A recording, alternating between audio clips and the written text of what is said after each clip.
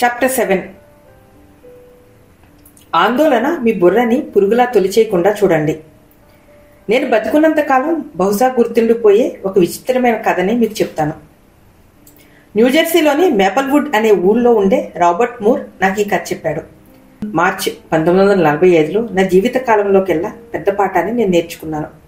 Indo China తీరంలో ఉన్న సముద్రంలో 276 అడుగుల లోతున్న నీళ్ళలో మునిగి ఉండగా నేను ఆ పాఠాన్ని నేర్చుకున్నాను. బయా SS-318 అనే జలాంతర్గామిలో ప్రయాణం చేస్తున్న 88 మందిలోనూ నేను ఒకడిని. రాడార్ సహాయంతో జపాన్ దేశానికి చెందిన కావలి నౌకలు కొన్ని మా వైపే వస్తున్నాయని తెలుసుకున్నాం. తెల్లవారబోతుండగా మేము నీటిలో మునిగి దాడి చేయడానికి సిద్ధమయ్యాం. నేను పెరిస్కోప్ సహాయంతో జపాన్ సేనలు బాంబులు వేసే ఒక డిస్ట్రోయర్తోనూ, ఒక ట్యాంకర్తోనూ, ఒక మందుపాత్ర పెట్టే నౌకతోనూ మా వైపు రావటం గమనించాను. మేము అంగరక్షక నౌక మీద 3 నౌకలను ధ్వంసం చేసే టార్పెడోలని పేల్చాం. కానీ మా గురి తప్పింది. ఒక్కొక్క టార్పెడో పేల్చినప్పుడు ఆ యంత్రం సరిగ్గా పనిచేయలేదు. బాంబులు వేసే నౌకపై మేము దాడి చేశామని తెలియనందున అది ఇంకా మా వైపే రాసాగింది. ఆఖరి నౌక మందుపాత్ర పెట్టే నౌకని పేల్చడానికి మేము సంసిద్ధంగా ఉన్నాం. ఇంతలో అది ఉన్నట్టుండి పక్కకి తిరిగి నేరుగా మా మీదకి రాసాగింది. మేము 150 అడుగుల లోతుకి వెళ్లి దాక్కుందామని ప్రయత్నించాం. అంత లోతులోంచి దాడిని తప్పించుకునేందుకు సన్నాహాలు చేసుకున్నాం. కిటికీలకి అదనంగా గడియలు అమర్చాం. అంతేకాకుండా ఆ సబ్మెరీన్ పూర్తిగా నిశ్శబ్దంగా ఉండేందుకు ఫ్యాన్లు, ఏసీలు, విద్యుత్తుతో పనిచేసే తదితర యంత్రాలు ఆపేశాం. 3 నిమిషాల తర్వాత పెద్ద ప్రళయమే వచ్చింది. నీటిలోకి పేలే 6 బాంబులు మా చుట్టూ పేలి మా సబ్మెరీన్ని సముద్రంలో నేలమట్టానికి 276 అడుగుల లోతుకి నెట్టేశాయి. మేము హడలిపోయాం. 1000 అడుగుల కన్నా తక్కువ లోతున్న నీటిలో దాడి చేయటం చాలా ప్రమాదకరం. 500 అడుగుల కన్నా తక్కువ లోతు ఉన్నట్టయితే ఖచ్చితంగా ప్రాణాలకు ముప్పే. అందులో సగం కన్నా కొంచెం ఎక్కువ లోతులో ఉన్న మాపై దాడి జరుగుతుంది.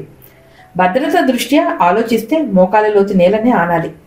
15 గంటల పాటు ఆ మెయిన్ లేయర్ నీటిలోకి బాంబులు పేలుస్తూనే ఉంది. అటువంటి బాంబు సబ్మెరీన్కి 15 అడుగుల దూరంలో పేలిందంటే ఆ దెబ్బకి సబ్మెరీన్కి కన్నం పడుతుంది. మాకు 50 అడుగుల దూరంలో ఎన్నో బాంబులు పేలాయి. జాగ్రత్తగా ఉండండి అని నిశ్శబ్దంగా మా బంకులో పడుకుని ప్రశాంతంగా ఉండమని ఆదేశం జారీ అయింది. నేను బిక్కచెక్కిపోయి ఊపిరి కూడా సరిగ్గా తీసుకోలేకపోయాను. ఇది చావే. మళ్ళీ మళ్ళీ నాలో నేను అనుకోసాగాను, ఇది చావే, ఇది చావే. ఫ్యాన్లు, ఏసీ ఆపేయడం వల్ల సబ్మెరీన్లోని ఉష్ణోగ్రత 100 డిగ్రీల ఫారెన్హీట్కి పెరిగింది. అయినప్పటికీ నేను భయంతో గడ్డకట్టుకుపోయి స్వెటర్లు, లోపల ఫర్లైనింగ్ ఉన్న కోటు వేసుకుని ఇంకా చలికి ఉనుగుతూనే ఉన్నాను. నా పళ్ళు టక్టక్లాడసాగాయి. ఒళ్ళంతా చల్లటి చెమటలు పట్టాయి. ఆ దాడి 15 గంటల పాటు సాగింది. ఆ తర్వాత హఠాత్తుగా ఆగిపోయింది. జపాన్ వారి మెయిన్ లేయర్లోని మందు సామాగ్రి అయిపోయిందని, అది వెళ్ళిపోయిందని అర్థమైంది. ఆ 15 గంటల పాటు జరిగిన దాడి 15 మిలియన్ ఏళ్ల పాటు కొనసాగినట్లు అనిపించింది. నా జీవితం అంతా ఒక్కసారి నా కళ్ళ ముందు కదిలింది. నేను చేసిన చెడ్డ పనులన్నీ గుర్తుకొచ్చాయి. నేను ఆందోళన పడ్డ ప్రతి చిన్న విషయము జ్ఞాపకం వచ్చింది. నౌకాదళంలో చేరక మునుపు నేను ఒక బ్యాంకులో గుమస్తగా పనిచేసేవాడిని. అప్పుడు ఎక్కువసేపు పని చేయవలసి రావటం గురించి, తక్కువ జీతం గురించి, ఉద్యోగంలో పైకి వెళ్ళటానికి లేని అవకాశాల గురించి ఊరికి ఆందోళన పడేవాడిని. ఆందోళన ఎందుకంటే నాకు సొంత ఇల్లు, సొంత కారు, భార్యకు మంచి బట్టలు కొనే అవకాశం లేకపోయింది. నన్ను ఎప్పుడూ సతాయిస్తూ కోప్పడుతూ ఉండే నా పాత బాస్ని నేను ఎంతగా ఏవగించుకునేవాడినో. రాత్రి ఇల్లు చేరేసరికి నేను చిరాగ్గా చిరుపురులాడుతూ ఉండేవాడిని. చిన్న చిన్న విషయాలకి భార్యతో పోట్లాడేవాడిని. కారు ప్రమాదంలో ఎప్పుడో దెబ్బ తగిలి నుదుటి మీద మిగిలిపోయిన మచ్చ గురించి తెగ బాధపడేవాడిని. చాలా ఏళ్ల క్రితం ఆ బాధలన్నీ ఎంతో పెద్దవిగా అనిపించేవి. కానీ ఈ నీటి లోపల నన్ను పైలోకాలకి పంపటానికి ప్రయత్నించే బాంబుల ముందు అవి ఎంతో అసంబద్ధంగా, అర్థం లేనివిగా అనిపించాయి. అప్పటికప్పుడు నేను ఒక ఒట్టు పెట్టుకున్నాను. మళ్ళీ బతికి పట్టకడితే నేను ఇంక ఎన్నడూ ఆందోళన పడను. ఎప్పుడు సిరాక్యూజ్ యూనివర్సిటీలో 4 ఏళ్లు చదువుకుని కూడా నేర్చుకుని జీవించే కళని ఆ భయంకరమైన 15 గంటల సబ్మెరీన్లో గడిపి నేను నేర్చుకోగలిగాను. మనం తరచూ జీవితంలో మనకొచ్చే పెద్ద పెద్ద కష్ట నష్టాలని ఎంతో ధైర్యంతో ఎదుర్కొంటాం. కానీ చిన్న చిన్న విషయాలు మనల్ని విసిగిస్తే చేతులెత్తేస్తాం. ఉదాహరణకి షామ్యూల్ పెపిస్ లండన్లో సర్ హారీ వెన్ తలని తెగనరకటం తాను చూశానని డైరీలో రాసుకున్నాడు. సర్ హారీ వజ్రశిల మీద నిలబడ్డప్పుడు తనకి ప్రాణభిక్ష పెట్టమని కోరలేదు. కత్తి పట్టుకుని నిలబడిన తలారితో తన మెడ మీద సలుపుతున్న కురుపుకి కత్తి తగలకుండా చూడమని బతిమాలాడు. ధ్రువప్రాంతంలోని ఆ భీకరమైన చలి రాత్రి అడ్మిరల్ బర్డ్ కనిపెట్టిన ఇంకో విషయం అది. తన సైనికులు ఆ చిన్న చిన్న విషయాల గురించి ఎక్కువ గొడవ చేసి అసలు విషయం గురించి ఎక్కువ ఆందోళన పడలేదు. నోరెత్తకుండా ప్రమాదాన్ని, కష్టాలని, 0కి 80 డిగ్రీల కింద ఉన్న చలిని భరించారు. కానీ ఒకే బంక్లో ఉండేవాళ్ళు.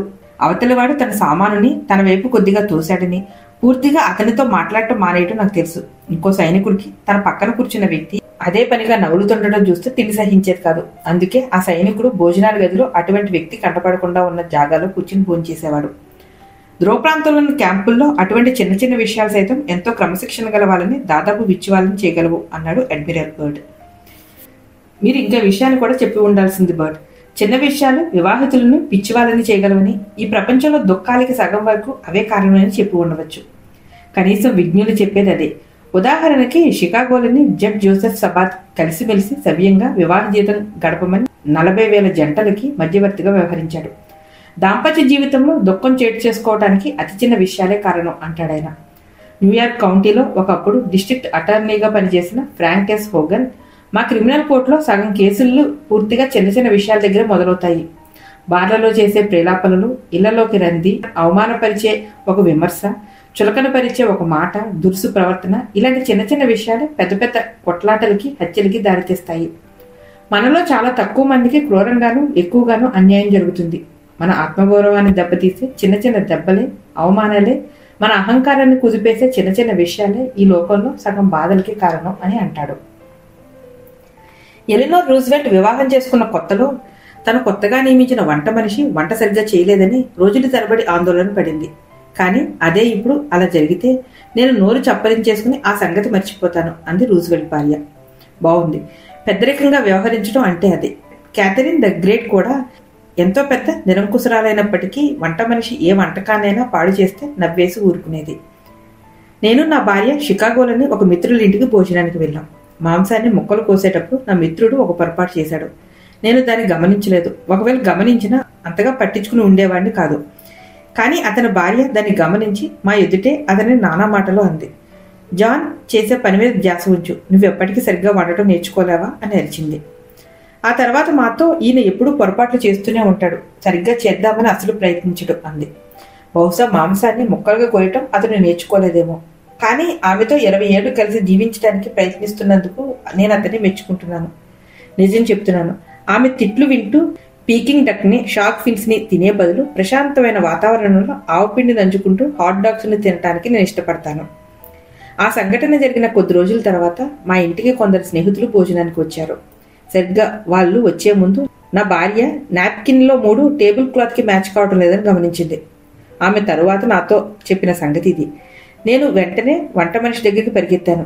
ఆ 3 నాప్కిన్లు లాండ్రీ వాడి దగ్గర ఉన్నాయని తెలిసింది. ఇంతలో అతిథులు రానే వచ్చారు. మార్చడానికి సమయం చాలదు. నాకు ఏడుపు ముంచుకొచ్చింది. ఈ దిక్కుమాలిన పొరపాటు ఈ రోజే జరగాల, నా ఆనందాన్ని పాడు చేయాలా అనే ఆలోచన తప్ప నాకు ఇంకేమీ తోచలేదు. వెంటనే నేను నా ఆనందాన్ని ఈ చిన్న విషయానికి ఎందుకు పాడు చేసుకోవాలి అనుకుని భోజన సమయాన్ని ఆనందంగా గడపాలని నిశ్చయించుకున్నాను. అలాగే గడిపాను. స్నేహితులు నేనంత సమర్థురాలైన గృహిణిని కాదని అనుకొని నేను బెదురుగుడ్డునని, కోపిష్టిదానని అనుకోకుండా ఉంటే చాలు. ఏదేమైనా నేను గమనించినంత వరకు నాప్కిన్స్ గురించి ఎవరూ పట్టించుకోలేదు. చట్టానికి సంబంధించిన ఒక సిద్ధాంతం అందరూ ఎరిగింది. చట్టం చాలా చిన్న విషయాలను పట్టించుకోదు.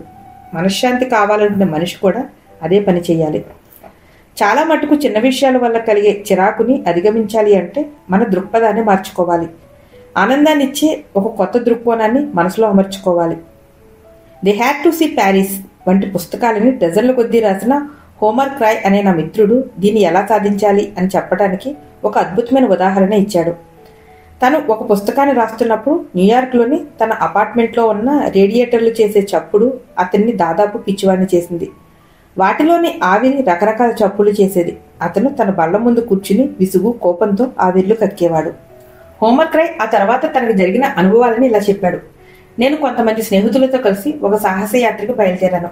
మేము మధ్య మధ్య మజిలీలు చేసుకుంటూ యాత్ర చేయటానికి నిశ్చయించుకున్నాం. క్యాంపులో కర్ర పొలాలతో మంట చేసుకుని దాని చుట్టూ కూర్చుని ఉన్నప్పుడు మండుతున్న ఆ పొలాలు చేసే పెటేలుమనే చప్పుడు రేడియేటర్ల చప్పుడులాగే ఉంది కదా అని నాకు అనిపించింది. మరి నాకు ఇది నచ్చుతుంది, కానీ అది ఎందుకు నచ్చటం లేదు? ఇంటికి తిరిగి వెళ్ళాక నాలో నేను ఇలా అనుకున్నాను. మంటల్లో పొలాలు చిట్లే చప్పుడు చెవులకి ఇంపుగా అనిపించింది. రేడియేటర్లు చేసే చప్పుడు కూడా అటువంటిదే. నేను ఆ చప్పుడు గురించి ఆందోళన పడకుండా నిద్రపోతాను. అలాగే నేను నిద్రపోయాను. కొద్ది రోజుల పాటు రేడియేటర్ల శబ్దం నాకు వినిపిస్తూనే ఉండేది. కానీ చాలా త్వరగా నేను వాటి గురించి మర్చిపోయాను. చిన్న చిన్న కలతలు ఎప్పుడూ అలాగనే ఉంటాయి. మనకి అవి చిరాకు కలిగిస్తాయి. దాంతో మనం ఎప్పుడూ మండిపడుతూ ఉంటాం. ఎందుకంటే మనం గోరంతని కొండంతలు చేసి చూస్తాం. డిస్రేలి అంటాడు, జీవితం చాలా చిన్నది, దానిని నీచంగా చూడకూడదు. దిస్ వీక్ అనే పత్రికలో ఆండ్రే మారే ఇలా రాశాడు. ఆ మాటలు నాకు కలిగిన ఎన్నో బాధాకరమైన అనుభవాలలో నాకు సాయం చేశాయి. మనం అసహించుకోవాల్సినవి, మర్చిపోవాల్సిన ఎన్నో చిన్న చిన్న విషయాలు మన మనశ్శాంతిని పాడు చేస్తుంటే మనం చూస్తూ కూర్చుంటాం. ఇక్కడ ఈ భూమి మీద మనం బతికి ఉండబోయేది కొన్ని దశాబ్దాలు మాత్రమే. కానీ మళ్ళీ వెనక్కి పొందలేని ఎన్నో గంటల్ని సంవత్సరం లోపునే అందరూ మర్చిపోయే పనికిమాలిన విషయాల గురించి మదన పడుతూ గడుపుతాం. వద్దు, మనం జీవితాన్ని సార్థకమైన పనులకి, ఆలోచనలకి మాత్రమే కేటాయిద్దాం. గొప్ప ఆలోచనలకి, నిజమైన ఆప్యాయతకి, 4 కాలాల పాటు నిలిచే కార్యకలాపాలకి. ఎందుకంటే ఈ జీవితం చాలా చిన్నది, దానిని నీచంగా చూడకూడదు. జీవితం క్షణభంగురం, దాని ప్రాముఖ్యతను తగ్గించకండి అనే విషయాన్ని రూడ్యార్డ్ కిప్లింగ్ వంటి మహారచయిత కూడా అప్పుడప్పుడు విస్మరించాడు. ఫలితం వెర్మాంట్ చరిత్రలో అతి ప్రసిద్ధమైన కోర్టు వాగ్వివాదం అతనికి, అతని బావమరిదికి మధ్యన జరిగింది. ఆ జగడం ఎంత ప్రసిద్ధి పొందిందంటే దాని మీద ఒక పుస్తకమే వచ్చింది. రూడ్యార్డ్ కిప్లింగ్స్ వెర్మాంట్ ఫ్యూడ్ దాని పేరు. జరిగిన కథ, కిప్లింగ్ వెర్మాంట్లో ఉండే ఒక అమ్మాయిని పెళ్లాడాడు. ఆమె పేరు కారోలిన్ బాలిస్టియర్. వెర్మాంట్లోని బ్రాటల్ బోరోలో ఒక అందమైన ఇల్లు కట్టుకుని తన శేష జీవితాన్ని ఆ ఇంట్లోనే గడపాలని అనుకున్నాడు. అతని బావమరిది బీటీ బాలిస్టియర్ కి క్లిప్పింగ్ కి మధ్య మంచి స్నేహం ఏర్పడింది. త్వరలోనే వాళ్ళిద్దరూ ప్రాణమిత్రులుగా మారి కలిసిమెలిసి పనులు చేసుకోవటం, ఆటలాడుకోవటం మొదలుపెట్టారు. ఆ తర్వాత క్లిప్పింగ్ బాలిస్టియర్ వద్ద కొంత భూమిని కొన్నాడు. ఏడాదికి ఒకసారి బాలిస్టియర్ ఆ భూమిలో ఉన్న ఎండుగడ్డిని కోసి తీసుకోవటానికి అనుమతిస్తానని క్లిప్పింగ్ ఒప్పందం చేసుకున్నాడు. ఆ గడ్డి మైదానంలో క్లిప్పింగ్ పూల మొక్కలు నాటడం బాలిస్టియర్ కి కనబడింది. అతని రక్తం ఉడికిపోయింది. అతను ఇంతెత్తున లేచాడు. క్లిప్పింగ్ కూడా అతని నానా మాటలు అన్నాడు. వెర్మాంట్లోని పచ్చని కొండల మీద గాలి నీలంగా మారింది. కొన్నాళ్ళ తర్వాత క్లిప్పింగ్ సైకిల్ మీద వెళ్తుండగా అతని బావమరిది కొన్ని గుర్రాలని, బండిని ఉన్నట్టుండి అతని దారికి అడ్డంగా నిలబెట్టి కిప్లింగ్ ని సైకిల్ మీద నుంచి పడేశాడు. మీ చుట్టూ ఉన్న వాళ్ళందరూ మతి చెడు ఉన్నప్పుడు, దానికి కారణం మీరే అని అంటున్నప్పుడు మీరు మనసుని అదుపులో పెట్టుకోగలిగితే అని రాసిన కిప్లింగ్ తన మనసుని అదుపులో పెట్టుకోలేక బాలిస్టియర్ని అరెస్టు చేయించడానికి వారెంట్ పంపిస్తానని శపథం చేశాడు. దాని తర్వాత ఒక సంచలనాత్మకమైన కోర్టు కేసు నడిచింది. పెద్ద పెద్ద ఓళ్ల నుంచి విలేకరులు ఆ ఊరికి వచ్చారు. ఆ వార్త ప్రపంచమంతటా ప్రసారమైంది. ఒక పట్టాన ఏమీ తేలలేదు. కిప్లింగ్ అతని భార్య అమెరికాలోని తమ ఇంటిని శాశ్వతంగా వదిలి వెళ్లిపోవాల్సి వచ్చింది. అతి చిన్న విషయం, ఎండుగడ్డి కోసం ఎంత ఆందోళన, ఎన్ని కటువైన అనుభవాలు. 24 శతాబ్దాల క్రితం ఎథెన్స్ నగర సైన్యాధిపతి, గొప్ప రాజనీతిజ్ఞుడు పెరికిల్స్, రండి సోదరులారా, మనం విషయాలని పట్టు కూర్చుని ఇంత సమయాన్ని వృధా చేయొద్దు అన్నాడు. నిజంగానే మనం అదే చేస్తాం. డాక్టర్ హ్యారీ ఎమర్సన్ పాస్టిక్ చెప్పిన కథలన్నింటిలోకి ఎంతో ఆసక్తికరమైన కథ అడవిలో ఉండే ఒక రాక్షసుడు యుద్ధాలు చేసి గెలవటం, ఓడటం గురించిన కథ వినండి. కొలరాడోలోని లాంగ్ పీక్ అనే కొండవాలులో చచ్చిపోయి మూడుబారిన ఒక బ్రహ్మాండకరమైన చెట్టు ఉంది. ప్రకృతికి ప్రేమించే వాళ్ళు అది 400 ఏళ్లుగా అక్కడ ఉందని అంటారు. కొలంబస్ సాన్ సాల్వడోర్లో ఓడ దిగినప్పుడు అది చిన్న మొలకగా ఉండేదని, ప్లిమత్లో తీర్థయాత్రికులు వచ్చి బస్ చేసినప్పుడు పెద్ద మొక్కగా పెరిగిందని అంటారు. దాని సుదీర్ఘమైన జీవితంలో దాని మీద 14 సార్లు పిడుగులు పడ్డాయట. ఈ 4 శతాబ్దాల్లోనూ లెక్కలేనన్ని తుఫానులు, మంచు ప్రవాహాలు దాన్ని తాకుతూ గర్జిస్తూ వెళ్ళాయి. అన్నిటినీ ఎదుర్కొని అది కూడా బతికే ఉంది. చివరికి చీడ పురుగుల దండు వచ్చి ఆ చెట్టు మీదకి దాడి చేసి దాన్ని నేలమట్టం చేసేశాయి. ఆ పురుగులు చెట్టు మొదలుకుని తింటూ లోపలికి చొచ్చుకుపోయి క్రమంగా దాని శక్తిని హరించేశాయి. దాంతో చిన్నవైనప్పటికీ విడవకుండా చెట్టుని తింటూ పోవటం చేత అవి దాన్ని చెప్పగలిగాయి. అడవిలోని ఆ రాక్షసుని మీద పడిన వయసు ఏమీ చేయలేకపోయింది. పిడుగుల ధ్వంసం చేయలేకపోయాయి. తుఫానులు లోబర్చుకోలేకపోయాయి. మనిషి 2 వేళ్ల మధ్య నలిపి చంపేయగల చిన్న చిన్న పురుగుల ముందు చివరికి అది తన ప్రాణాన్ని పోగొట్టుకుని నేల కొరిగవలసి వచ్చింది. మనం అందరం ఆ అడవిలో పోరాటం సాగించిన బ్రహ్మాండమైన చెట్లు లాంటి వారం కావా? మనం కూడా జీవితంలో అరుదుగా ఎదురొచ్చే తుఫానుల్ని, హిమ ప్రవాహాలని, పిడుగుపాట్లని ఎలాగో అలాగ తప్పించుకుని కూడా కేవలం చిన్న చిన్న పురుగుల లాంటి కలతలు మన మనసుల్ని చిందరించేటిని చూస్తూ కూర్చుంటాం కదా. చూపుడు వేలికి బొటన వేలికి మధ్య నలిగిపోయి చిన్న చిన్న పురుగులే అవి. వ్యోమింగ్ రాష్ట్రంలో రహదారి పర్యవేక్షకుడుగా ఉన్న చార్ల్స్ సైఫ్రిడ్ తోనూ అతని స్నేహితులతోనూ కలిసి నేను అక్కడ ఉన్న టెటన్ జాతీయ ఉద్యానవనంలో ప్రయాణం చేశాను. ఆ పార్క్ లోని రాక్ఫెల్లర్ ఎస్టేట్ ని చూడటానికి మేమందరం బయలుదేరాం. కానీ నేను ఎక్కిన కారు తప్పు రోడ్డున మలుపు తిరిగి దారి తప్పడం చేత మిగతా వాళ్ళందరూ లోపలికి వెళ్లిపోయిన గంట సేపటికి నేను అక్కడికి చేరుకున్నాను. ప్రైవేట్ గేట్ని తెరిచే తాళం చెవి మిస్టర్ సైఫ్రెడ్ దగ్గర ఉండటంతో ఆ పార్కులోని చెట్టు కింద ఒక్కలో ముసిరే దోమల నుంచి తప్పించుకుంటూ గంట సేపు అతను మా కోసం నిలబడ్డాడు. సన్యాసిని కూడా పిచ్చివాడిని చేయగలిగే దోమలున్నాయి అక్కడ. కానీ అవి చార్ల్స్ సైఫ్రెడ్ని ఏమీ చేయలేకపోయాయి.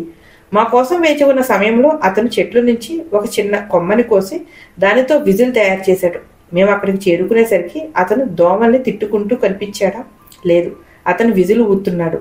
అల్ప విషయాలని ఎలా పరిగణించాలో తెలిసిన ఒక వ్యక్తి జ్ఞాపకార్థం నేను ఆ విజిల్ని నా దగ్గర భద్రంగా దాచుకున్నాను. చింత మీ అంతు చూసే లోపల మీరే దాని అంతు చూడండి అనే అలవాటును పెంపొందించుకోవటానికి ఇదిగో నియమం 2. నీచమని ఎంచి మర్చిపోవలసిన ఎన్నో చిన్న చిన్న విషయాలు మన మనశ్శాంతిని పాడు చేస్తుంటే చూస్తూ ఊరుకోకూడదు. గుర్తుంచుకోండి, జీవితం క్షణభంగురం. దాని ప్రాముఖ్యతను తగ్గించకండి.